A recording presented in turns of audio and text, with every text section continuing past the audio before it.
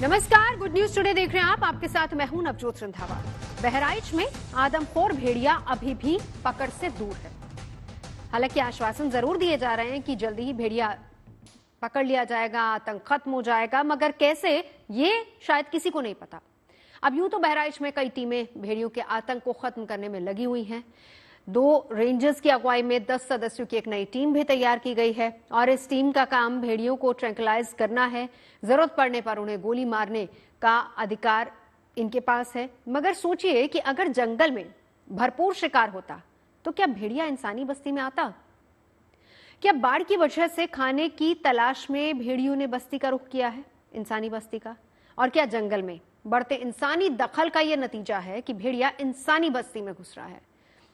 इससे भी बहुत जरूरी एक बात है कि इतनी चौकसी के बाद भी भेड़िए हमला करने में कैसे कामयाब हो रहे हैं। आखिर क्यों आधुनिक तकनीक से लैस ड्रोन भेड़ियों को तलाश नहीं कर पा रहे हैं? इतना ही नहीं, क्या भेड़ियों के मामले में एक्शन लेने में देरी हुई है? ये सारे ऐसे सवाल हैं जो आज हर किसी के जहन में, और इन्हीं सवालों पर आज हम चर्चा करेंगे। बहराइच से ग्राउंड रिपोर्ट भी हम आपको दिखाएंगे, लेकिन उससे पहले हम आपको दिखाते हैं भेड़िए का आतंक किस तरह से है गांव-गांव में।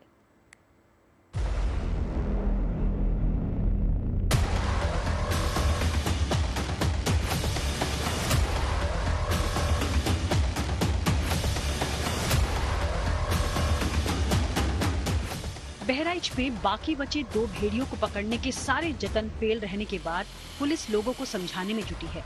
लोगों को बताया जा रहा है कि भेड़िया अगर उन पर अटैक करे तो वो खुद को कैसे बचाएं। बहराइच के 35 से 40 गांवों में डर का यही आलम है। भेड़ियों के खौफ की वजह से लोगों ने अपने दरवाजों को मजबूत करना शुरू कर दिया है। बहराइच में लोगों के दिन और रात केवल और केवल भेड़िए के डर के साए में गुजर रहे हैं। बहराइच में इस वक्त कुछ इस तरह का माहौल है कि हर ओर यही चर्चा है कि भेड़िया कब कहां से आ जाएगा। उसको लेकर तैयारियां भी हैं और गांव वाले जहां उनकी फसलें हैं वहां ट्रैक्टर से जा रहे हैं, देख रहे हैं, समझ रहे हैं, गांव की रखवाली कर रहे हैं। हम भी वैसे ही एक ट्रैक्टर में सवार हो गए हैं और आपको तस्वीरें भी दिखाएंगे कि किस तरह से गांव वाले खुद अब ग्राउंड पर आ गए हैं, निगरानी करने अपनी फसलों के साथ साथ अपने गांव की, क्योंकि आए दिन गांव पर छोटी बच्चियों पर, बच्चों पर हमले हो रहे हैं। 10 मौतें कुल हो चुकी हैं। वो तस्वीर आपको दिखाने हम उस इलाके में आए हैं जहां भेड़िए का सबसे ज्यादा खतरा है और इन्हीं झाड़ियों में कहीं ना कहीं भेड़िए छुपे हैं। अगली तस्वीर कैमरामैन नीरज आपको दिखाएंगे इस पूरे जगह की। आप देखिए यहाँ पर पानी भी है और पीछे लंबे लंबे गन्ने की खेती भी है। ये वो इलाके हैं जो भेड़िए के लिए सबसे बेहतर साबित होते हैं रहने के लिए। अब यहाँ पर आप देखिए गन्ने के खेत हैं, तमाम बड़े बड़े फसलें यहाँ पर लगे हैं और भेड़ियों को छुपने के लिए शायद सबसे आसान जगह यही मालूम पड़ती है। भेड़ियों का आतंक खत्म हो, इसके लिए प्रशासन ने सारी ताकत झोंक दी है। इंसानों पर हमला करने वाले भेड़ियों को ट्रैक करने के लिए ड्रोन, थर्मल कैमरास तक का इस्तेमाल किया जा रहा है। यूपी के वन मंत्री पूरे मामले पर नजर रखे हुए हैं। कोशिश यही कि भेड़िए पकड़े जाएं और बहराइच के लोग चैन की नींद सो सकें। भेड़िए को पकड़ने के लिए हमने कैमरे लगाए हैं, ड्रोन लगाए जा रहे हैं। उसके साथ साथ अक्सर पेड़ के नीचे बैठा है तो ऊपर से फोटो में नहीं आता है, तो थर्मल ड्रोन है, एक नई तरह का ड्रोन है जिससे पेड़ के नीचे का भी दिख जाएगा, जंगल के बीच का दिख जाएगा, गन्ने के खेत के अंदर का भी दिख जाएगा, ताकि हम कोशिश ये कर रहे हैं उसको लोकेट करें और लोकेट करके उसे पकड़ें। बहराइच के गांवों में भेड़ियों के आतंक की वजह से लोगों की रातें जितनी बेचैन हैं, उनके दिन भी उतने ही खौफ में गुजर रहे हैं। लोगों को अकेले घरों से निकलने में डर लग रहा है। लोग बच्चों की सुरक्षा को लेकर घबराए हुए हैं। हाल ये है कि खेतों की हरियाली में लोगों को किसी भेड़िए के छिपे होने का डर भी सता रहा है। कुल मिलाकर गांव से लेकर खेतों तक सन्नाटा पसरा है। तस्वीरें इस तरह की हैं, लंबी लंबे सामने पेड़ों को भी दिखाई कैमरामैन नीचे से कहूंगा। वो पेड़ क्यों खतरनाक है अब ये आपको बताते हैं। देखिए थर्मल ड्रोन से जो वन विभाग है वो इमेज कैप्चरिंग कर रहा है, लेकिन जब ये घने पेड़ बीच में आते हैं तो वो इमेज कैप्चरिंग ग्राउंड की है जो वो हो नहीं पाती है। अब होता क्या है कि अगर भेड़िया को छुपना है तो उनके लिए सबसे मुफीद जगह एक खेत है जहां लंबी लंबी फसलें हैं, और दूसरी जगह वो पेड़ जहां आप देख रहे हैं उनके नीचे की सतह है। यानी कि अगर वहां पर भेड़िया का मूवमेंट होता है तो ट्रैक करना नियर टू इम्पॉसिबल है, image capturing near to impossible है। और दूर दूर तक देखिए लंबे घने पेड़ हैं, पूरा जंगली इलाका है। इस वक्त हम इसीलिए इस बीच में आए हैं, ये बहुत खतरनाक एरिया है।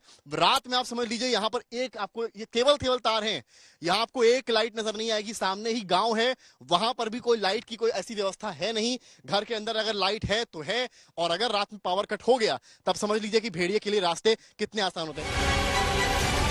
बहराइच में हर मन में ये सवाल है कि इलाके में भेड़ियों का आतंक कब खत्म होगा। 4 भेड़ियों को पकड़े काफी दिन बीत चुके हैं, लेकिन 2 भेड़ियों का अभी तक कोई अता पता नहीं है। चप्पे चप्पे पर गश्त है, लेकिन फिर भी भेड़ियों के हमले की खबरें आ रही हैं। प्रशासन को समझ नहीं आ रहा कि उनसे चूक कहां हो रही है। प्रदेश के वन मंत्री लोगों से अलर्ट रहने की अपील कर रहे हैं। लोगों से भी कह रहे हैं हम जानवर को पकड़ रहे हैं, पकड़ने का प्रयास कर रहे हैं, लेकिन तब तक लोगों से कहा जा रहा है बचो। खास तौर से बच्चों को अपने बचा के रखो, अपने हाथ में लाठी या डंडा रखो, ताकि अगर लाठी डंडा होगा तो मामूली जानवर की हिम्मत नहीं है आपके ऊपर अटैक कर दे। और बच्चों को खास तौर से बचाओ। रात में जब लोग सोएं तो अपने घर की कुंडी बंद करके सोएं, दरवाज़ा बंद करके सोएं। ये भेड़िया बड़ा चालाक जानवर है। दरवाज़ा खुला होता है, चुपचाप घुसता है और देखता है जहाँ छोटा बच्चा सो रहा है उसकी गर्दन पकड़ी और ले जाता है। मतलब जब तक माँ उठे तब तक वो लेकर भाग कर चंपत हो जाता है और आसपास के खेतों में, खास तौर से गन्ने खेत में चला जाता है। जाहिर है भेड़ियों के खौफ की कहानी ने बहराइच के हर दिल में अपनी जड़ें जमा ली हैं। जैसे जैसे दिन बीत रहे हैं, सवाल उठ रहे हैं कि इलाके में कहीं एक से ज्यादा भेड़ियों के झुंड तो एक्टिव नहीं हैं। पूछा ये भी जा रहा है कि चप्पे चप्पे पर चौकसी के बाद भी आखिर भेड़ियों का खौफ और उनके हमले का डर कम क्यों नहीं हो पा रहा। सवाल ये भी है कि अब तक चल रहे ऑपरेशन भेड़िया में ड्रोन कारगर साबित क्यों नहीं हुए हैं। ऐसा क्यों हो रहा है कि चौकसी के बाद भी बार बार छोटे बच्चे भेड़ियों का आसान शिकार बने हुए हैं।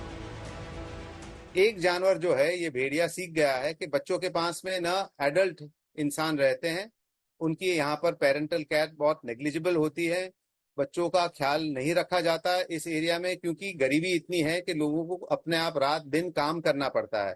तो बच्चे अपने बड़े भाई बहन के रक्षण में छोड़े जाते हैं, एडल्ट्स नहीं होते हैं। ऐसी स्थितियों में ये जानवर बच्चों के ऊपर अटैक करके उसका भोजन कर रहा है। उत्तर प्रदेश में बहराइच के तमाम गांव इस वक्त दोहरी मुसीबत से घिरे हैं। एक तरफ भेड़िया गांव में खौफ की वजह बना हुआ है, तो दूसरी तरफ बारिश का पानी खेतों में लोगों की परेशानी बढ़ा रहा है। जानकारों का मानना है कि इस वक्त इलाके में बाढ़ का पानी है, लिहाजा भेड़ियों ने इंसानों की बस्ती में शिकार की तलाश शुरू कर दी है। फिलहाल तो बहराइच में भेड़ियों और इंसानों के बीच एक अनचाहा युद्ध छिड़ा है, जो जल्द खत्म होता नहीं दिख रहा। बहराइच से समर्थ श्रीवास्तव के साथ bureau report, good news today. तो कोशिशें लगातार जारी हैं, बावजूद इसके भेड़िया इंसानों को अपना शिकार बना रहा है। वजह इसकी क्या है जानने की कोशिश करेंगे। तमाम खास मेहमान हमारे साथ जुड़ चुके हैं, परिचय करा देती हूँ। यादवेंद्र जी हमारे साथ इस वक्त हैं, ये फॉर्मर डीन हैं वाइल्ड इंस्टीट्यूट ऑफ इंडिया के। हमारे साथ इस वक्त गौरी जी भी हैं, ये ट्रस्टी हैं पीपल फॉर एनिमल से। हमारे साथ जयराज जी हैं, former principal chief conservator forest and head of forest force Uttarakhand से हैं। साथ ही साथ डॉक्टर सुदेश हमारे साथ हैं, एक्स डेप्यूटी डायरेक्टर हैं one Vihar national park and जू के।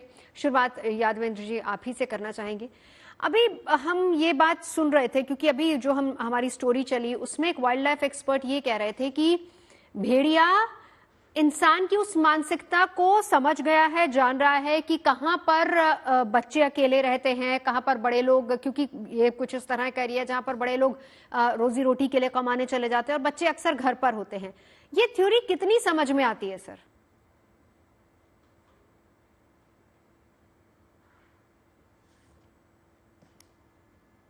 यादवेंद्र जी। जी अच्छा, ये आप जो कह रहे हैं वो मेरे ही शब्द आप बता रहे हैं। तो इसमें ऐसा है कि इस एरिया में गरीबी बहुत है और पुअर हाउसिंग है, फैसिलिटेशन बिल्कुल, यानी कि जंगली प्राणी को खाने के लिए और कोई खुराक है नहीं, हिरण नहीं है, खरगोश नहीं है, सब मनुष्य खा चुके हैं। तो मवेशी भी बहुत ही प्रोटेक्टेड रहती हैं क्योंकि वो बहुत कीमती मानी जाती हैं। बच्चे जो ऑन दी कॉन्ट्ररी जो है बहुत सारे हैं और उनका प्रोटेक्शन नहीं है। रात को जब सोते हैं वो कभी कभी अकेले सोते हैं और माँ बाप होते हैं तो थके हुए होते हैं, रात को उनका ख्याल नहीं रहता। तो इसी समस्या में ये जानवर जो है वो जानता है, मनुष्य की जो ये वीकनेस है वो जान गया है। हो सकता है कि किसी का पालतू जानवर हो और छूट गया हो, बिल्कुल उसको निडर है, मनुष्य से डरता नहीं है, विच इज वेरी अनयूजुअल, क्योंकि वुल्फ यूजुअली बहुत ही इंसान से डरते हैं, बहुत किलोमीटर दूरी पे भाग जाते हैं इंसान को देख के। तो ये अनोखी घटना है और इसको काबू में लाने के लिए हमें बच्चों को माँ बाप अपने साथ बांध के सोए, एक कॉर्ड उसके वेस्ट पे लगाएं और अपने साथ बांध दे। तो वुल्फ जो है वो उसको वहां पर नहीं मारेगा, उसको उठाएगा, नीचे दबोचेगा और फिर उसको बाइट करेगा, बेड के ऊपर नहीं करेगा, खटिया के ऊपर नहीं करेगा। तो ये जब रस्सी हिलेगी तो माँ बाप जाग जाएंगे और शोर मचाएंगे तो भेड़िया भाग जाएगा। दूसरा है कि भेड़िए को खाने को नहीं मिल रहा है, इसलिए ये बच्चों के ऊपर अटैक कर रहा है। तो इसको हल करने के लिए गांव के आसपास में अगर बकरी बांधी जाए, 2-3 बकरी हर एक गांव में, जहां रास्ते होते हैं गांव में आने के, उस इलाके में पैर से बांधी जाए, ना कि गले से, तो ये वुल्फ जो है, ये भेड़िया जो है गांव में नहीं आएगा। बाकी वो बकरी को मार के उसको खाएगा। बकरी के ऊपर निगरानी नहीं होनी चाहिए, उसको अकेला छोड़ देना चाहिए, क्योंकि नहीं तो इंसान को वो डिटेक्ट करके बकरी मारेगा नहीं। तो ऐसे बकरियां बांधी जाए, गाँव के आसपास 20-25 गाँव है, तो कोई इतना खर्चा नहीं होगा, परंतु इससे लेकिन क्या ये टेम्परेरी इलाज है या परमानेंट है? ये टेम्परेरी इलाज है। जब तक ये जानवर पकड़ा नहीं जाता है या मारा नहीं जाता है, this will reduce the number of deaths. ठीक है, एक बार जयराज जी को इंक्लूड कर लेते हैं। फिलहाल ये टेम्परेरी इलाज है। जयराज जी, आप इससे पहले भी आपके साथ बहुत बार डिस्कशन हुई और मेरी जो पिछली डिबेट थी जिसमें हम भेड़िए को लेकर ही चर्चा कर रहे थे, आपने भी अपने व्यू, आपने भी अपनी बात उसमें रखी थी। लेकिन अब पहली बात तो ये कि एक चीज आपसे समझना चाहूंगी कि यादविन जी की जो ये थ्योरी है, आप पहली बात उससे कितने सहमत है? दूसरी बात, ये भी कहा जा रहा था कि यहाँ पर क्रॉस ब्रीडिंग भी होती है। तीसरी एक अहम बात यह है कि भेड़िया जो पकड़े गए, जितने भेड़िए पकड़े गए, उसमें भी कोई ये गारंटी नहीं है कि वो मैन ईटर्स थे या नहीं थे। तो आप कैसे उसको डिटेक्ट करेंगे? उस वक्त तो ये कहा जा रहा था कि लोगों के जहन से खौफ को कम करना है, इसीलिए इसको दिखाना पड़ेगा, पिंजरे में इसको बंद करना पड़ेगा, जू भेज दिया, ये भी बहुत सारी खबरें आ रही थी। लेकिन बावजूद इसके उसका आतंक बढ़ता जा रहा है। क्या कारण देखते हैं आप? नवजोत, ये जो डॉक्टर झाला ने बात बताई है बिल्कुल ठीक है, इनका कहना बिल्कुल सही है। थ्योरीज एक्चुअली कई सारी हैं और ये भी बात अपने आप में एक फैक्ट है कि सक्सेस जो है हमें बड़ा लिमिटेड मिला है और हमारी कैजुअलिटीज बढ़ रही हैं। और ये जो भेड़िए पकड़े भी गए हैं, इनका जो फीकल मैटर है उसकी टेस्टिंग से ये बात सिद्ध हो सकती है कि इन्होंने ह्यूमन पार्ट्स को कंज्यूम किया है कि नहीं किया है। उसका पूरा एक तरीका बना है, उसका पूरा प्रोटोकॉल है, तो वो फॉरेस्ट डिपार्टमेंट कर ही रहा होगा। और जू भेजने में जो बात है वो भी बिल्कुल सही है, इनको जू ही भेजा जाएगा क्योंकि इसके अलावा इनको छोड़ा नहीं जा सकता है ऐसी स्थिति में। इसके भी हमारे जो स्टैंडर्ड ऑपरेटिंग प्रोसीजर्स हैं। तो अभी जो बात मैं समझ पा रहा हूँ वो ये है कि जो आप भी न्यूज़ फ्लैश कर रहे हैं कि 2 रेंजरों की अगवानी में 10 टीम बनाई गई है। मेरा ये कहना है कि क्यों सिर्फ 10 टीम बनाई गई है, क्यों नहीं 100 टीम बनाई गई है, क्यों नहीं अब इसको इंटेंसिफाई और ज्यादा किया जा रहा है जब हमें कामयाबी नहीं मिल रही है। ड्रोन के जरिए निगरानी रखी जा रही है, ये सही है क्या? इससे एक्यूरेट इंफॉर्मेशन मिल पाएगी? नहीं, अभी देखना हमें ये है कि ये बड़ी लिमिटेशन है ड्रोन्स की ना। कहने को ये अच्छी टेक्नोलॉजी और काम भी करती है, पर आप ये देखिए पूरे चारों तरफ गन्ने के खेत दिख रहे हैं, बारिश का मौसम है, पूरा पानी भरा हुआ है जगह जगह। तो अभी फॉरेस्ट डिपार्टमेंट को अब ऐसे हालात में अपनी जो टीम्स को बढ़ाना चाहिए और तेजी से इसमें काम होना चाहिए, क्योंकि अब हमारे लिए एक एक लाइफ बहुत प्रेशस हो गई है। कई लोग मारे जा चुके हैं, तो इसलिए अब मैं समझता हूँ कि और इसमें संख्या बढ़ाई जाए। क्यों 2 रेंजर और 10 टीम, क्यों नहीं जो है 10 रेंजर और 100 टीम? बिल्कुल सर, एक एडम सवाल आपसे जरा और पूछूं, फिर उसके बाद आगे अगले गेस्ट की तरफ जाएंगे, क्योंकि आपने अभी जिक्र किया बारिश बहुत हो रही है और बहुत जगह पानी लगा है। क्या ये भी एक कारण हो सकता है कि भेड़िया इंसानी बस्ती का रुख कर रहा है? जी हाँ, ये मेरे ख्याल से एक बड़ा प्रमुख कारण है जो मैं समझता हूँ, क्योंकि उनका हैबिटेट डिस्टर्ब हो गया है, पानी जगह-जगह भर गया है। तो इस तरह से जब सिचुएशंस आती हैं तो वाइल्ड लाइफ जो है हमारी इन जनरल ह्यूमन हैबिटेशन की तरफ बढ़ती है, क्योंकि वहाँ पर जो है माहौल बेटर होता है। तो इस तरह से ये एक बड़ा कारण हो सकता है इस बात का। ठीक ये है। मैं मानता हूँ। डॉक्टर सुदेश वाघमारे जी, अब कुछ भेड़ियों को जू शिफ्ट किया गया।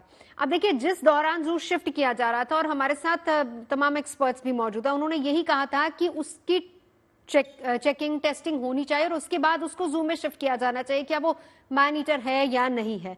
क्या प्रोटोकॉल्स और क्या प्रोसीजर रहता है कि जब किसी जानवर को आप इस तरीके से पकड़ते हैं फिर उसको जू में शिफ्ट करना होता है, तो क्या क्या उसके नॉर्म्स रहते हैं?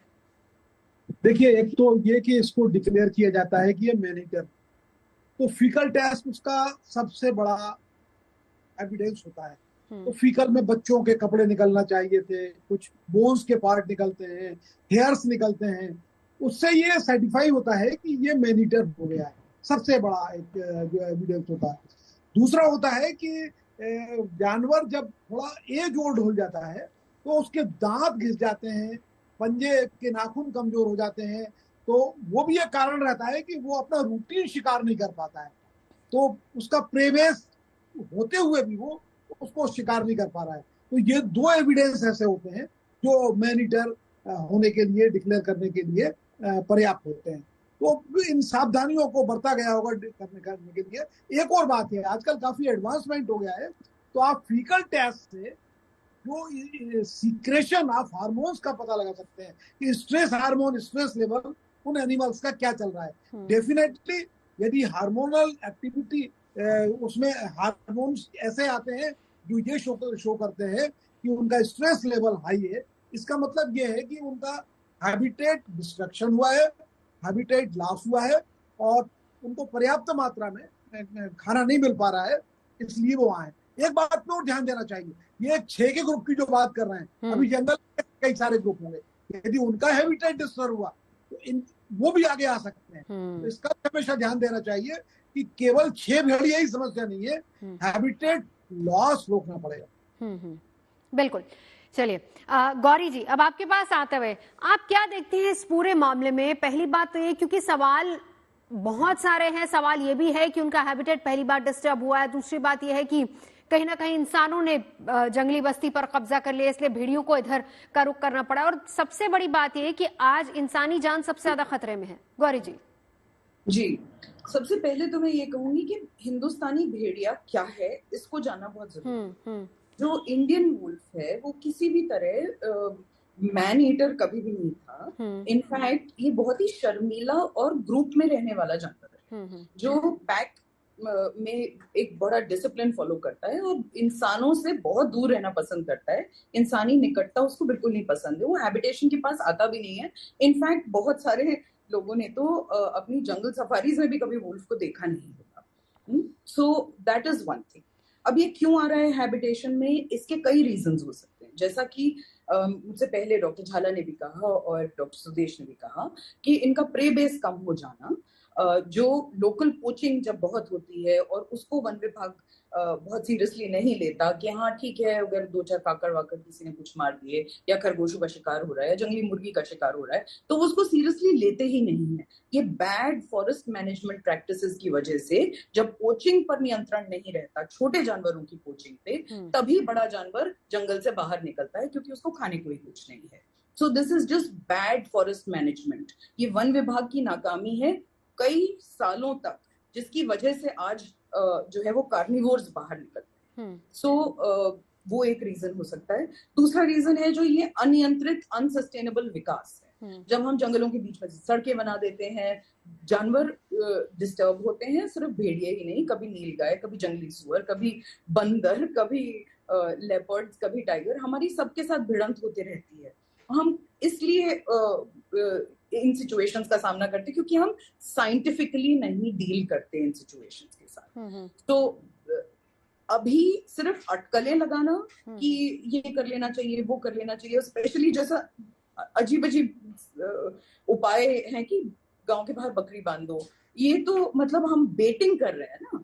इससे तो कोई समस्या नहीं सॉल्व नहीं, वो तो होगी कह ही नहीं। रहे हैं ना, ये यादव जी का आइडिया था, वो तो यही बहुत- कह रहे हैं ना कि ये टेम्परेरी इलाज हो सकता है, कम से कम आप शुरुआत में इंसानी जान को बचा सकेंगे इससे, ये काउंटर हो सकता है। प्रोडक्टिव भी हो सकता है इससे, अगर उसको भेड़िए को आदत पड़ गई, क्योंकि ये ऐसे कोई जो भी वाइल्ड एनिमल्स होते हैं इनमें सर्वाइवल इंस्टिंक्ट बहुत ज्यादा होती है और ये इम्प्रिंट हो जाता है इनके अंदर। अगर कोई आदत पड़ जाए तो उसको छुड़ाना मुश्किल होता है। तो इसको बहुत साइंटिफिकली इवेल्युएट करना चाहिए कि हमें क्या करना है। सिर्फ इनको पकड़ पकड़ के बंद करना जू के अंदर कोई इलाज नहीं है। सिर्फ फिर हम सारे जंगल साफ कर दें, सारे जानवरों को पकड़ के जू में रख लें, ठीक है वो यादव बहुत जी, unsustainable है। ठीक है। डायग्नोसिस जी शुड की हैपन। हाँ, wild life institute of India should conduct a study कि ये क्यों हो रहा है और इसको डायग्नोस करके इसका कोई सस्टेनेबल उपाय निकालें जिससे कि ये बीमारी और बढ़े ना।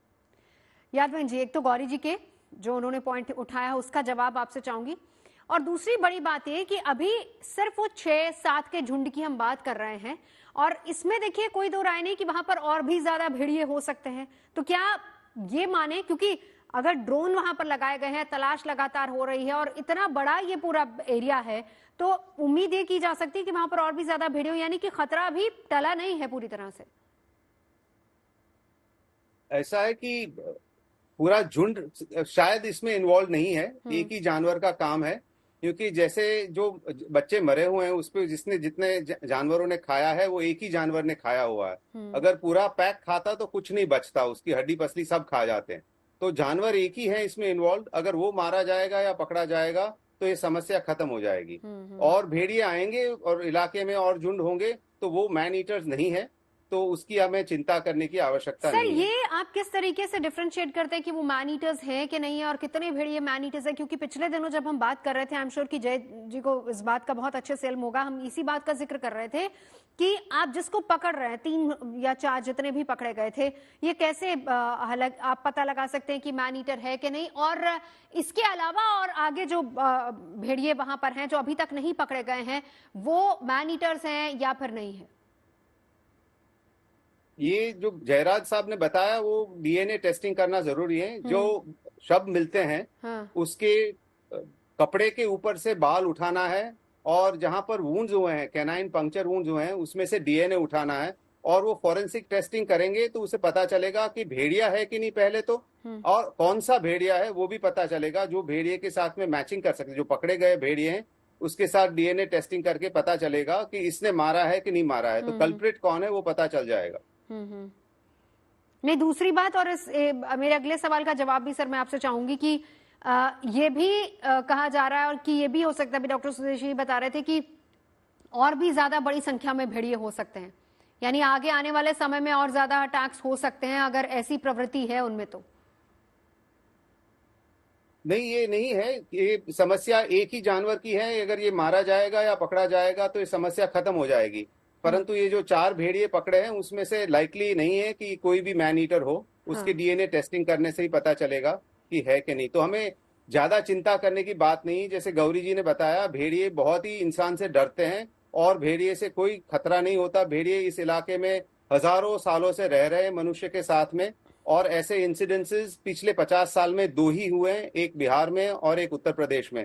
तो आप देखें तो बाघ या तेंदुआ, बाघ करीबन 50 इंसान हर साल में मारता है हिंदुस्तान में और तेंदुआ करीबन 150, बट भेड़िए ने 2 बार ही ऐसे इंसिडेंट्स हुए हैं 30 साल के अंदर।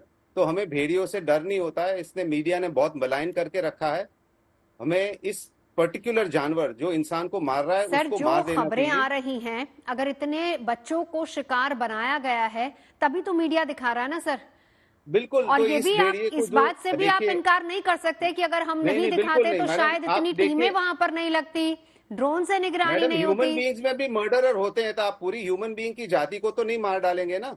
जो इंसान मार रहा है, मर्डरर है, नहीं कर रही हूँ, उसको सजा देनी है।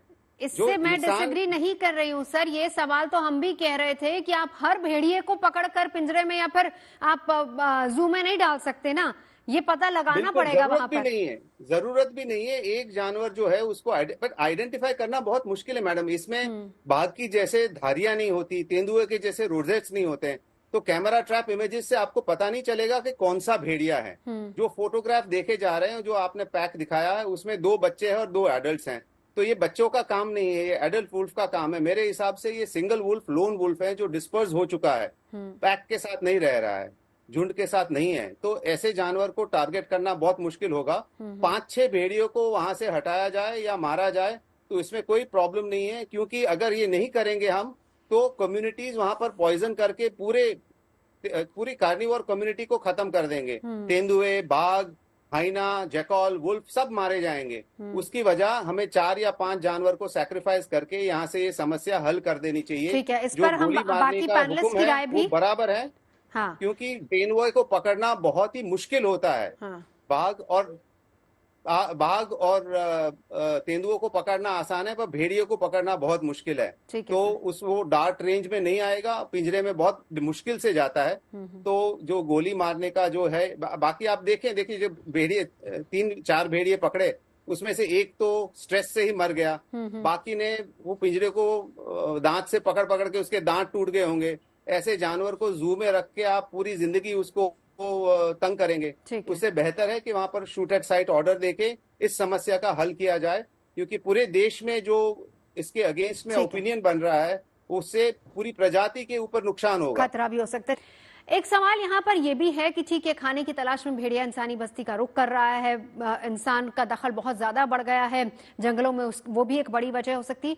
लेकिन जो कार्रवाई है क्या वो समय से शुरू हुई? क्योंकि कहीं ना कहीं अगर कार्रवाई समय से शुरू होती है, सवाल फॉरेस्ट डिपार्टमेंट पर भी आता है, समय से शुरू होती तो शायद अभी तक उसका हल, अभी तक और जानें बचाई जा सकती थी। क्या आप इस बात से एग्री करेंगे? जय जी। देखिए, ऐसा है कि समय से हुई या नहीं हुई ये तो खैर देखने वाली बात जरूर है, पर अब जो सामने दिखाई पड़ रहा है वो ये दिखाई पड़ रहा है कि काफी समय से अब ये कार्रवाई चल रही है और सक्सेस हमें अभी तक नहीं मिल पा रहा है। तो मेरा ये समझना है कि अब यहाँ पर जो जय जी, मैं आपको 10 सेकंड के लिए रोकूंगी। मेरे सहयोगी समर्थ इस वक्त फॉरेस्ट डिपार्टमेंट के लोगों से बात कर रहे हैं, एक बार वो सुन लेते हैं। अभी तक क्या कुछ चल रहा है वहां पर, क्या हो रहा है? यदि आदमी ने उनके साथ दुर्व्यवहार किया है या उनके बच्चों को मार दिया है तो वो कोशिश करते हैं, कई बार जो है रिटेलिएट करते हैं। अदरवाइज बहुत ही जेंटिल और डोसाइल किस्म का जो है, शर्मिला किस्म का जानवर होता है। मेरा आखिरी सवाल है, दरवाजे और लाइट बड़ी समस्या है, आप लोगों को भी जिम्मेदारी दी गई थी, तो अभी तक कई जगह नहीं लगे हैं, उसको कैसे काउंटर करेंगे? ये है, इसके लिए प्रयासरत हैं लोग जो है, जिला प्रशासन भी अपने तरफ से अपना योगदान दे रहा है। तो मैं उम्मीद करता हूँ जो लोग हैं जागरूक हो जाएंगे। कोई मैसेज नहीं, मैं आपके माध्यम से लोगों से आग्रह करना चाहूँगा कि वो मतलब अपने दरवाजे जो हैं बंद रखे, नहीं रखे तो कम से कम पहरेदारी कर लें। और यदि बहुत अपरिहार्य स्थिति उत्पन्न होती है वैसे केस में बच्चों को अपने साथ बांध के रखें, सोते टाइम उनको अकेले न छोड़ें। बात करने के लिए आपने सुना, ये जीएम है यूपी फॉरेस्ट डिपार्टमेंट के, और इन्होंने साफ कहा है, और इन्होंने साफ ये बात कही है कि एक बात गौर करने वाली है कि कई बार भेड़ियों के साथ अगर कुछ गलत होता है तो भी वो इस तरह के अटैक्स करते हैं, या नंबर 2 उनकी जो हैबिचुअल रहने की जगह है उसको खत्म हो जाए, बाढ़ के कारण खत्म हो जाए, तो भी वो प्रतिरोध में इस तरह की हरकत कर सकते हैं। कैमरामैन के साथ समर्थ श्रीवास्तव। बिल्कुल, शुक्रिया समर्थ। तो जय जी, यहीं से अपनी बात को आगे बढ़ाइए। समर्थ मेरे सहयोगी वहां पर फॉरेस्ट डिपार्टमेंट से बात कर रहे थे। एक थ्योरी उन्होंने जो ये भी बताई है कि कहीं ना कहीं इंसानों ने भेड़िए का शिकार किया हो सकता है, वो भी एक कारण हो सकता है कि उसने वहां पर रिटेलिएट किया हो। और दूसरा इंसानी दखल भेड़ियों के इलाकों में। देखिए, ऐसा है मैम कि बड़ी सारी थ्योरियां आ रही हैं और ये बात बिल्कुल सही है कि इंसान जंगल में घुस गया है। इंसान जो है इन जानवरों के बीच में जा रहा है और हम लोग कहते उल्टा है कि जानवर हमारे बीच में आ रहे हैं। तो ये तो अपने आप में फैक्ट है, पर इन सब चीजों पे बहुत बार कहा भी गया है, डेवलपमेंट और कंजर्वेशन इन सब इश्यूज पे बहुत बात हुई है, पर अभी बहुत कुछ किए जाने की जरूरत है और इस पे बड़ी लंबी चर्चा हो भी सकती है, पर उसका समय मेरे ख्याल से इस समय नहीं है। इस समय हमारा जो ये समय है, ये क्राइसिस का समय है। इस क्राइसिस का मैनेजमेंट कैसे होना है इस पर हमें सोचना है। और मैं ये समझता हूँ कि जो हमारे सीनियर ऑफिसर्स हैं, जैसे मुख्य वन जीव प्रतिपालक है, चीफ वाइल्ड लाइफ वार्डन है, प्रिंसिपल चीफ कंजर्वेटर हैं, चीफ कंजर्वेटर्स, इनको यहाँ पे साइट पे आना चाहिए और साइट पे कैंप करना चाहिए। हम अपने जूनियर अफसरों के भरोसे सब ना छोड़ें। अब जो है लीड फ्रॉम दी फ्रंट कहा जाए या लीड फ्रॉम दी टॉप कहा जाए, वो सिचुएशन है जब सीनियर ऑफिसर्स को पोजीशन लेनी चाहिए और अपने सामने सारी मॉनिटरिंग करें और टीम्स बढ़ाएं। तो मुझे ऐसा लगता है टीमें तो बढ़ाई गई हैं। अभी देखिए ड्रोन वहां पर लगा दिए गए हैं, 2 सीनियर ऑफिसर्स हैं जिनको पूरे इलाके में लगाया गया है, रात के वक्त गश्ती हो रही है, खुद गांव के लोग पहरेदारी कर रहे हैं। देखिए मैडम, जो गांव के लोग हैं उनको तो खैर करनी ही पड़ेगी, इसमें कोई दो राय नहीं है। उनको तो सावधान रहना ही है। उनको बार बार हम कह रहे हैं आप लोग सावधान रहे, वो देखिए वो अपनी जगह सावधानी बरतें, वो तो बहुत जरूरी है। पर फॉरेस्ट डिपार्टमेंट का जो टॉप अमला है इस समय, उनको साइड पे अपनी पोजीशन अब लेनी चाहिए, लीड फ्रॉम द टॉप होना चाहिए अब। और मैं समझता हूं कि अगर हमारे टॉप लेवल के ऑफिसर अगर आ गए हैं तो बहुत अच्छी बात है। पर अगर अभी रेंजरों को हमने छोड़ रखा है या छोटे अपने अफसरों को छोड़ रखा है वहां पे, उनसे हम उम्मीद कर रहे हैं, अब वो टाइम नहीं है, क्योंकि अब हम और लाइव्स को नहीं जाने दे सकते। अब हमारे टॉप लेवल के ऑफिसर्स को वहां आना चाहिए, सीएम साहब को इसका संज्ञान लेते हुए उनसे कहना चाहिए फील्ड में जाइए, वहां बैठिए, और जब तक ये प्रॉब्लम सॉल्व नहीं हो जाती आप हेडक्वार्टर नहीं आएंगे। इस तरह की अब सख्ती करने की जरूरत है। और आप देखिए इसका चमत्कार बिल्कुल होगा जब सीनियर अफसर पहुंचते हैं। वन मंत्री खुद वहां पर समाधान पहुंचे हुए हैं सर, वन मंत्री खुद पहुंचे हुए वहां पर। देखिए वन मंत्री जी तो जरूर पहुंचेंगे ना, वो तो पब्लिक रिप्रेजेंटेटिव है, उनको तो जनता के बीच में जाना है। पर ब्यूरोक्रेट्स क्या कर रहे हैं, टॉप लेवल के अफसर्स क्या कर रहे हैं, ये मैं उनसे अपील करना चाहूंगा। वो हमारे ही एक तरह से भाई लोग हैं, मैं भी फॉरेस्ट अफसर रहा हूँ, उत्तराखंड का हेड रहा हूँ फॉरेस्ट का। मैं बस ये कहना चाहूंगा कि अब उनको मौके पे आना चाहिए, पोजीशन लेनी चाहिए, और ये प्रॉब्लम सॉल्व बहुत जल्दी हो जानी चाहिए। अब हम इसको और अफोर्ड नहीं करते इसको लिंगर ऑन करने। ठीक है गौरी जी, इसी पर आपकी राय। और एक और सवाल यहाँ पर, क्या ये भी मुमकिन है कि उस एरिया में भेड़ियों का पॉपुलेशन बढ़ा हो?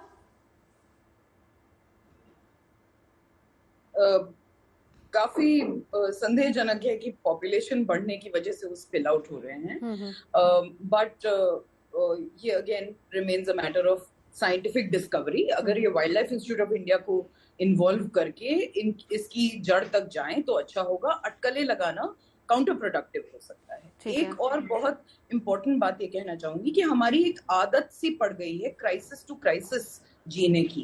जब कोई क्राइसिस आ जाता है, जब कोई मरने शुरू हो जाते हैं, जब कोई आदमखोर हो जाता है जंगली जानवर, तब हम जरूर बंदूकें लेके वहां पे पहुंच जाते हैं, अपनी तैनाती लगा देते हैं। उससे कुछ नहीं होगा अगर हम लॉन्ग टर्म टास्क फोर्स नहीं बनाते हर ऐसे बफर जोन और फॉरेस्ट एरिया के लिए जिसकी परमिशन के बगैर वहां पे कोई गतिविधि ना हो, चाहे वो विकास की गतिविधि हो, चाहे वो एग्रीकल्चरल प्रैक्टिसेस हो। और हमें समहाउ वन विभाग को छोटे जानवरों की पोचिंग के लिए भी सेंसिटाइज करना बहुत जरूरी है, क्योंकि ये जब तक कंट्रोल में नहीं आएंगी आदमखोर होते रहेंगे जानवर। कभी बाघ तो कभी कुछ, हाथी तक बाहर आ जाते हैं पीलीभीत के टाइगर रिजर्व से। कितने ही जानवर हैं जो इंसानी रहायशों के लिए खतरा बन जाते हैं, और सिर्फ जब हमारे सर पे आफत आ जाती है तब हम उनको मारने दौड़ते हैं। क्यों हम प्रिवेंटिव मेजर्स नहीं ले सकते? जैसे डिजास्टर मैनेजमेंट अथॉरिटी है, वैसे ही wildlife conflict mitigation authority भी होनी चाहिए, जो पहले से सोचे कि ये गतिविधि करने से नुकसान पहुंच सकता है, इसलिए हमें नहीं करना है, और ऐसा कोई घटना होने पे उसकी जड़ तक पहुंचे। अभी हम सिर्फ इनको गोली मार के निजात नहीं पा सकते, क्योंकि ये स्टेज ऐसी आ गई ना मैम, सिचुएशन ऐसी आ गई है कि अब फाइनल एक्शन लेना ही पड़ेगा। इस पर एक एक रिएक्शन जरा सभी का। सबसे पहले वाघमारे जी, आप ही का।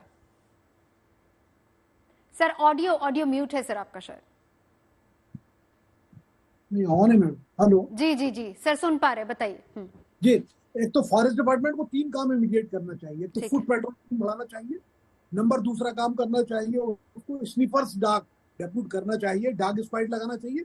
नंबर तीसरा काम जो करना चाहिए, जो हमारा पुराना सिस्टम था घोड़ों के द्वारा, क्योंकि आप देख रहे हैं मूवमेंट नहीं हो सकता, जिप्सी और दूसरी गाड़ियां वहां बहुत ज्यादा असर नहीं, तो घोड़ों से गश्त बढ़ाना चाहिए। ये तत्काल काम पुराने जो मेथड्स थे उनको अप्लाई करना। ठीक है यादवेंद्र जी, इसी पर मैं एक रिएक्शन आपका। क्यों नहीं पहले से तैयारी हो? गौरी जी ने बहुत अच्छा और वैलिड पॉइंट उठाया है। जी मैडम, इस जानवर को जितना जल्दी से निकाला जाए उतना अच्छा है। गोली मारनी पड़े तो गोली मार दी जाए। नहीं सर, पहले से जब हम तैयारियों की बात कर रहे हैं, देखिए गौरी जी ने बहुत अच्छी बात कही कि आज जब समस्या बिल्कुल सर पर आन पड़ी है तो हमारे पास गोली के अलावा और कोई चारा नहीं है। जब शुरू होती है, क्यों नहीं पहले से इस तरह के उपाय या फिर इंतजाम किए जाते? इसका जो रूट कॉज है मैडम, वो हमारी पॉवर्टी है। वहां पॉवर्टी अपलिफ्टमेंट हो जाएगी। आप देखिए विश्व में पूरी जगह भेड़िए मिलते हैं। नॉर्थ अमेरिका में, पूरे नॉर्थ अमेरिका में है, विश्व में, यूरोप में है, रशिया में है, मंगोलिया में है, परंतु कहीं भी ऐसी घटना नहीं बनती भेड़ियों के साथ में। एक ही जगह पे बनती है, यूपी में और बिहार में, क्योंकि यहाँ पर गरीबी इतनी है कि लिविंग कंडीशंस हमारी इतनी पैथेटिक हैं कि बच्चे प्रेडेटर्स के लिए प्रे बन जाते हैं। तो इसको हमें समझ से, ये लॉन्ग टर्म सोल्यूशन है। मैंने शॉर्ट टर्म सोल्यूशन पहले बताया, लॉन्ग टर्म सोल्यूशन तो यही होगा कि हम इनको अपलिफ्टमेंट करें, घर प्रॉपर हो तो कभी भी ये प्रॉब्लम नहीं होगी। तो ये सोल्यूशन है, परंतु इस जानवर के लिए हमें उसको शूट करना पड़ेगा, क्योंकि भेड़िए पिंजरे में नहीं आते, ट्रैंक्विलाइजर की रेंज में आना बहुत ही मुश्किल है।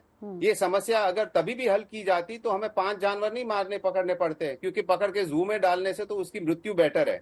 उसकी जो हालत होगी जंगली जानवर की जू के अंदर, उससे तो मर जाना बेटर है। और ऐसे जानवर को शूट कर देने से उनके लिए भी अच्छा है और मनुष्य के लिए भी अच्छा है और उसकी प्रजाति के लिए भी अच्छा है, क्योंकि ये बैड रेप्यूटेशन जो बन रहा है मीडिया में वो नहीं बन पाता।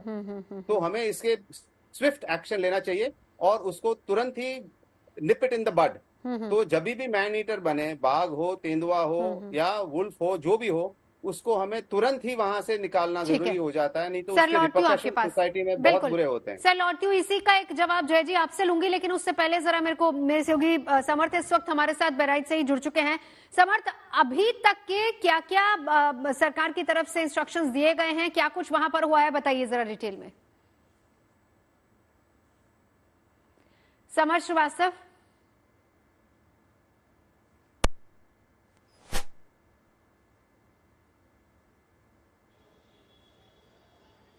समर्थ, आपकी आवाज हम तक नहीं पहुंच पा रही है, ऑडियो नहीं आ रहा है। समर्थ,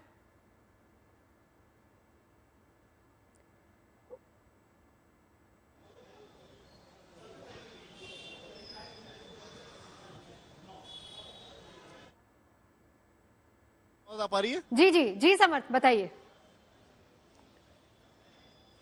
देखिए, आज बहराइच में लगभग 2 से 3 घंटे की बैठक हुई है। उसमें 2 प्रदेश के मंत्री आए हैं। उससे आप इस बात की सीरियसनेस समझ सकते हैं क्या है। मुख्यमंत्री ने नाराजगी भी दिखाई है कि आखिर भेड़िए अब तक क्यों नहीं पकड़े गए हैं।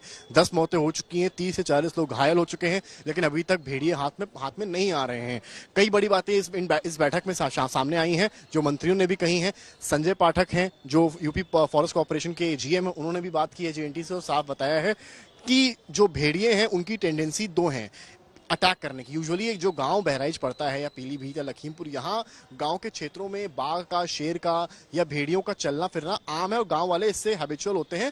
यूजुअली उनको पता होता है कि ये है और लाठी डंडे से उसका सामना कर लेते हैं। और यूजुअली वो भेड़िए भी मैन ईटर्स नहीं होते हैं, वो आदमखोर नहीं होते हैं, वो अटैक नहीं करते हैं। लेकिन क्यों अटैक कर रहे हैं, ये एक बड़ा सवाल है। इस बारे में जब सवाल किया गया तो उन्होंने ये कहा है कि 2 चीजें हैं। एक तो अगर उनकी हैबिचुअल चीज जहां वो रहते हैं, उनका घर किसी बाढ़ की वजह से किसी रीजन से खराब हो गया हो, तो एक इरिटेशन पॉइंट ऑफ व्यू से वो अटैक करना गांव पे शुरू कर देते हैं। दूसरा, या तो भेड़िए के साथ कुछ गलत हुआ हो, उस पर भी इनकी एक आदत होती है, इनकी एक टेंडेंसी होती है इस जानवर की बदला लेने की। और वो टेंडेंसी जो बदला लेने की है, ये भी एक रीजन हो सकता है कि वो गांव वालों ने कुछ इसके साथ गलत किया हो और अब ये जो जत्थे में एक साथ आते हैं, ये अब गांव वालों से बदला ले रहे हैं। बाहर तमाम जानवर बंधे हैं, वो उन पर अटैक नहीं कर रहे हैं, लेकिन वो इंसानों पर अटैक कर रहे हैं, बच्चों पर अटैक कर रहे हैं। तो ये भी एक नई थ्योरी इसमें निकलकर सामने आती है कि इसके पीछे क्या लॉजिक है और क्या इसमें कुछ सत्यता है या नहीं है। शार्प शूटर्स जो है उनकी संख्या बढ़ाई गई है, पहले 9 थे और अब उसके बढ़ा के 18 कर दिया गया है। इसके अलावा जो ट्रैप्स हैं, जो अदर जाल हैं, अन्य जो इत्यादि ड्रोन्स वगैरह हैं, उनकी संख्या भी डबल की गई है। और इसके साथ साथ ये दावा सरकार कर रही है कि 1 हफ्ते से 10 दिन के भीतर वो भेड़ियों को पकड़ पाएंगे। जी समर्थ, क्या कुछ एक और चीज जो आपसे जानना और समझना चाहेंगे, क्या कोई एक पर्टिकुलर एरिया है या फिर अलग अलग गांव है जहां पर अटैक हो रहे हैं भेड़ियों के? देखिए, 50 से 60 किलोमीटर का एक रेंज है बहराइच में ही आउटस्कर्ट्स में, वहां पर ये पूरे अटैक हो रहे हैं। पूरा जंगली इलाका है, उसी बीच में तमाम गांव बसे हुए हैं। महसी के पास हो रहा है, सिकंदरपुरवा में हो रहा है, तमाम गांव हैं। लगभग आप मानकर चलिए 2-3 दर्जन से ज्यादा गांव हैं जहां पर भेड़िए ने टारगेट बनाया हुआ है। और मसला इनके प्रशासन के लिए और फॉरेस्ट के लिए ये है कि वो कैसे पकड़े। जिस दिन एक गाँव में अटैक करता है उस दिन वो अगला गाँव चुनता है, तो इसलिए उनको पकड़ पाना भी काफी मुश्किल है। रात में वो लाइट क्योंकि आ नहीं रही है, कई गाँव में आती नहीं है रात में, या बिजली के तार वहां लगे नहीं है, स्ट्रीट लाइट्स है नहीं, दरवाजे घर पे हैं नहीं, इन सारी चीजों का फायदा भेड़िया को मिलता है और वो हमला करते हैं। बिल्कुल। तो कुल मिलाकर अभी वहां पर लगातार गश्ती बढ़ाई गई है। और जैसा समर्थ बता रहे थे, अब जय जी आपके पास आते हुए गौरी जी का सवाल और समर्थ ने वहां से ग्राउंड रिपोर्ट हमें दे रहे हैं कि आज की सिचुएशन क्या है, वहां पर किस तरीके से हाई लेवल मीटिंग्स चल रही हैं और कहा गया है, आश्वासन गांव वालों को दिया जा रहा है कि 1 हफ्ते के अंदर अंदर यह आतंक खत्म कर दिया जाएगा। दोनों बातों का जवाब जय जी। देखिए डब्ल्यू जी, ये बात तो एक ठीक है बिल्कुल कि हमारे देश में जो है क्राइसिस जब आती है तभी सब चेतते हैं लोग। मतलब आप पुराना कोई भी इंस्टेंस ले लीजिए, चाहे अर्थक्वेक की बात आए या उत्तराखंड में 2013 में बहुत बड़ी एक वो त्रासदी आई थी, बिल्कुल बिल्कुल पानी पानी हो गया था, हमारी केदारनाथ ट्रेजेडी और सारी चीजें। तो वो सब चीजें, ये यहाँ पे एक बड़ी अजीब बात है कि चीज होती है फिर उससे सब उलझा जाता है, काफी बातें भी कही जाती हैं कि अब आगे से हम ये देखेंगे वो देखेंगे, और उसके बाद जो है फिर सब जैसे कि तैसा, बिजनेस एज यूजुअल जिसको बोलते हैं। तो इसमें तो मेरे ख्याल से एक जेनरिक इशू है जिसमें कि पूरे कंट्री को सोचना है और समझना है। पर जहां तक अभी जो एक पर्टिकुलर ये इशू है, तो अभी तो फिलहाल ही अब क्योंकि क्राइसिस हो गई, क्राइसिस में तो प्रॉब्लम क्यों हो रही है इससे ज्यादा इंपॉर्टेंस है प्रॉब्लम को खत्म करो, क्योंकि ये क्राइसिस है। प्रॉब्लम क्यों हो रही है इसके लिए स्टडीज और वो सारी चीजें हैं, वो इस समय मुश्किल है। वो अभी तो फिलहाल इनको कंट्रोल करना है और कंटेन करना है, और इसमें जो है सारे ऑप्शंस डिपार्टमेंट को देखने चाहिए। ये जो पकड़ने की कोशिश है ये अपने आप में बहुत डिफिकल्ट कोशिश है। जैसा मैंने पहले भी कहा है, इसमें आपको रेंज में आना है, फिर आप उसको इमोबिलाइज करने के लिए आप डार्ट मारेंगे, निशान आपका सही जाना चाहिए, बहुत सारे कोइंसिडेंस होंगे तब कहीं जाके पकड़ में आए। तो जैसा जाला जी ने बोला है कि शूटिंग वाला ऑप्शन भी है, क्योंकि बड़ी विषम परिस्थिति है, तो इसमें उसको भी देखा जाना चाहिए। फॉरेस्ट डिपार्टमेंट को अपनी टीम्स बढ़ानी चाहिए। और वैसे मुझे पर्सनल तौर पे ये लगता है कि इतनी बड़ी समस्या नहीं है कि इसमें इतने दिन लगें। अगर ये डिपार्टमेंट थोड़ा सा और सीरियसली इसको जरा ले ले, तो ये 50-60 किलोमीटर के दायरे को स्कैन करना और इसको मैन पावर से घेरना और इसमें एक सेंट्रिक अप्रोच से बढ़ना आगे, मुझे तो लगता नहीं कि इतना डिफिकल्ट इशू है कि इसमें इतने दिन लग गए। और अभी भी भेड़िए भाग रहे हैं, अभी भी हमारी मौतें हो रही हैं। तो थोड़ा सा इसमें मेरे ख्याल से डिपार्टमेंट को फिर से रीथिंक करके और इसमें थोड़ी स्ट्रेटजी और प्लानिंग में चेंजेस लाने होंगे। ठीक है, एक बार डॉक्टर सुदेश एक आखिरी कमेंट आपसे। जी बताइए। मेरा ये कहना है कि ये मैडम ने बिल्कुल सही कहा है कि दवाई लाई है, उनसे बात करिए। उनके पास भी काफी समझदार साइंटिस्ट लोग रहते हैं, वो अपना कुछ ना कुछ इनपुट देंगे। उसके साथ ही मेरा ये मानना है, मैं 2 बार मैं भेड़ियों के नियंत्रण में मैं काम कर चुका हूँ, इसलिए मेरा एक व्यक्तिगत अनुभव है कि उनका मूवमेंट बहुत फास्ट होता है। एक बार में कम से कम 25-30 किलोमीटर चला जाना अब बहुत आसान, रात में 30-30, 40-40 किलोमीटर मैंने उनको जाते हुए देखा है। तो जो बात है कि डिप्लॉय करना चाहिए, आप जितना ज्यादा मैन पावर डिप्लॉय करेंगे कंट्रोल उतना अच्छा हो। ठीक है, गौरी जी आखिरी कमेंट। बहुत संक्षेप में बोलना चाहूंगी कि अटकलें लगाना और इस तरह की कहानियां बनाना कि वो बदला लेने के लिए, ये बॉलीवुड की पिक्चरों के लिए तो बढ़िया है, मुझे नहीं लगता कि उसमें कोई भी साइंस है। और जरूर इसमें wild life institute of India की टीम को तुरंत मौके पे मौजूद होना चाहिए। ये फॉरेस्ट के ब्यूरोक्रेट्स के बस की बात नहीं है। This is a scientific situation जो बैड मैनेजमेंट की तरफ से आई है। और फिलहाल ये भी अच्छा होगा कि अगर गांव के लोगों को हम कहें कि वो 2-4 कुत्तों को पाल ले, जिससे कि कम से कम भेड़िए के आने पे वो भौंक के शोर मचा सकें या कुछ कर सकें, because they are good at creating alarms. चलिए, वक्त की कमी है। आप तमाम खास मेहमान हमारे साथ जुड़े, इसके लिए बहुत बहुत शुक्रिया। तो बहरहाल चौकसी बढ़ाई गई, आश्वासन ये दिया जा रहा है गाँव वालों को कि जल्द ही भेड़िया पकड़ लिया जाएगा। बड़ी खबर पर लगातार हमारी भी नजर बनी है।